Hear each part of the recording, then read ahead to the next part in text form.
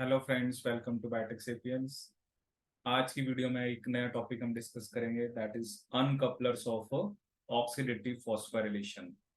सो basically एक electron transport chain होता है और एक होता है आपका ऑक्सीडेटिव फॉस्फोराइलेशन। ठीक है, ये दोनों टर्म्स हम यूज करते हैं, etc and basically oxidative phosphorylation. ठीक है, सो जब इलेक्ट्रॉन ट्रांसपोर्ट चेन चलती है तो एज वी नो कि उसका रिजल्ट क्या होता है, आपका हाइड्रोजन आयंस की कंसंट्रेशन इंक्रीज होती है आपकी इंटरमेम्ब्रेन स्पेस में। ठीक है, और जब वो हाइड्रोजन आयंस इंटरमेम्ब्रेन स्पेस से आपके वापिस आते हैं मैट्रिक्स की तरफ, तब बेसिकली आपका एटीपी सिंथेसाइज होता है। ठीक है, तो ये दो चीजें होती हैं, इलेक्ट्रॉन ट्रांसपोर्ट चेन से जो उसका रिजल्ट है उसके कारण एटीपी बनता है। ठीक है, बट ये जो अनकपलर्स होते हैं, अनकपलर्स की प्रेजेंस में इलेक्ट्रॉन ट्रांसपोर्ट चेन तो नॉर्मली चलती है। ठीक है, इलेक्ट्रॉन ट्रांसपोर्ट चेन में इलेक्ट्रॉन कॉम्प्लेक्स 1 से 2 3 4 वो सब नॉर्मली चलेगा, ऑक्सीजन भी यूटिलाइज होगा और वाटर भी बनेगा। ठीक है, बट एटीपी नहीं बनेगा, क्योंकि ये जो कंपाउंड्स होते हैं जनरली ये ग्रेडियंट जो होता है, जो हाइड्रोजन आयन का ग्रेडियंट होता है, उसे ये डिसिपेट कर देते हैं। तो देखते हैं कुछ अनकपलर्स के example.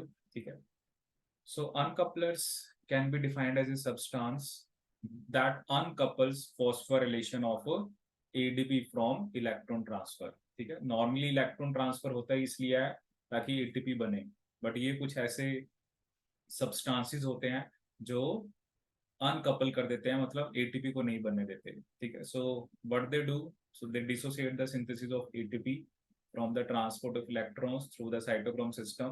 This means that your electron transport continues to function. There is no problem in electron transport chain. वो as such चलेगी, ऑक्सीजन कंजप्शन भी होगी और आपका एटीपी भी, बेसिकली ऑक्सीजन कंजप्शन होगी और वाटर भी बनेगा, बट एटीपी नहीं बनेगा। कि जो फॉस्फोराइलेशन होनी है एडीपी की वो आपकी इनहिबिट हो जाएगी। ठीक है, सो इसमें कुछ एग्जांपल्स मैं आपको देता हूँ। जैसे एक आता है 2,4-डाइनाइट्रोफिनोल। ठीक है, it is a classic uncoupler of oxidative phosphorylation.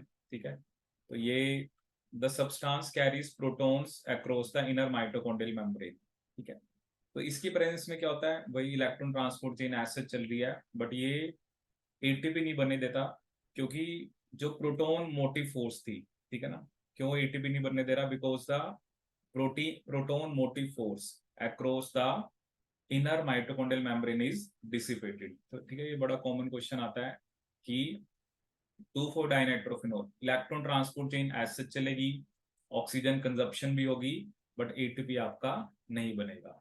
ठीक है, so DNA and other uncouplers are very useful in metabolic studies because of their specific effect on outside phosphorylation। ठीक है, तो एक तो 2,4-नाइट्रोफिनोल आपने याद रखना है।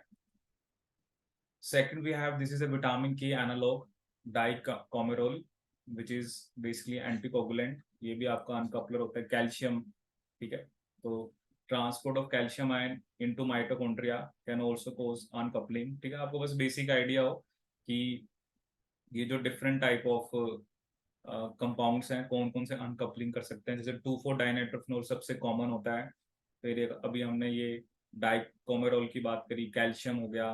ठीक है, this CCCP, that is triple CP, that is chlorocarbonyl cyanide phenyl hydrazone. ठीक है, ये भी एक, it is one of the most active uncoupler. The basic thing is that all these uncouplers somehow they will dissipate the proton gradient, so only the proton gradient is responsible for synthesis of ATP। तो अगर वो gradient ही आपका खत्म हो जाएगा तो ATP नहीं बनेगा। ठीक है, कुछ फिजियोलॉजिकल अनकपलर्स होते हैं, जैसे excessive thyroxine hormone, EFA deficiency, long chain fatty acid in brown adipose tissue, unconjugated hyper bilirubinemia. ठीक है, तो ये सारे के सारे फिजियोलॉजिकल होते हैं। एक होता है आपका विलिनोमाइसिन। वेलिनोमाइसिन वैसे एक आइनोफोर होता है। ठीक है, एक तरह से एक एंटीबायोटिक भी होती है, ये स्ट्रेप्टोमाइसिस बनाती है। ठीक है, so it is a repeating macrocyclic molecule जिसमें 4 काइंड ऑफ रेजिड्यूज होते हैं, lactate, valine, hydroxy isovalerate and D valine. ठीक है, so transport potassiums from the cytosol into matrix, ठीक है, क्योंकि वैलिनोमाइसिन जो होता है, ये दो होते हैं वैसे, एक और एंटीबायोटिक भी होती है मोनेसिन, वो मेनली सोडियम को कैरी करती है, लेकिन जो वैलिनोमाइसिन होती है वो किसको कैरी करती है, आपके पोटेशियम को, ठीक है।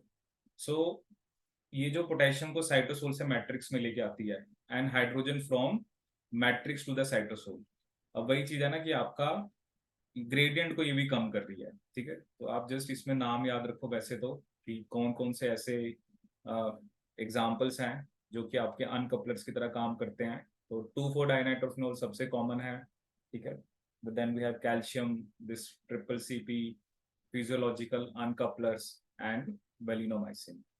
So this is all about this video. So for all these kind of videos, please subscribe to our channel, Biotic Sapiens. Thank you so much.